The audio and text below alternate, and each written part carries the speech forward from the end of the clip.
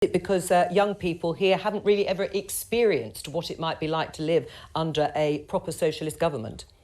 Well, I think what young people have is an experience of living in a capitalist economy which is failing them. And there's one thing which I'd like to disagree with that was said earlier, which is, well, haven't young people always been more left-wing? That's simply not the case.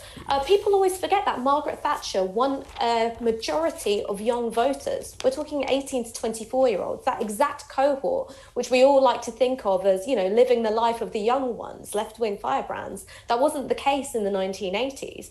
But what has happened since then, I think, is less to do with shifts of values, but actually a shift in how the economy works and the fact that that has systematically disadvantaged young people. So in some parts of London, the average house price is 20 times the average wage. And we've seen the single biggest squeeze on living standards since the Napoleonic Wars following the financial crisis. And young people have been the biggest losers in all of that. So you've got an economy where fundamentally people like me are locked out of asset inflation. So we are looking at incredibly vulnerable, incredibly precarious futures. You add on to that the climate crisis, that we look at the fact that the government is not set to meet its own legally binding targets of achieving net zero by 2050.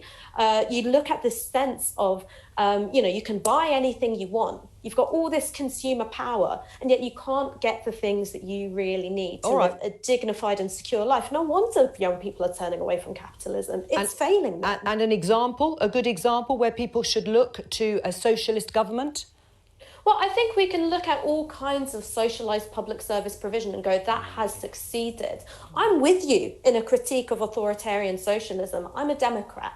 I like political freedoms. But when you look at where public services have been delivered in a way which is fair and high quality, those have been collectively owned and managed.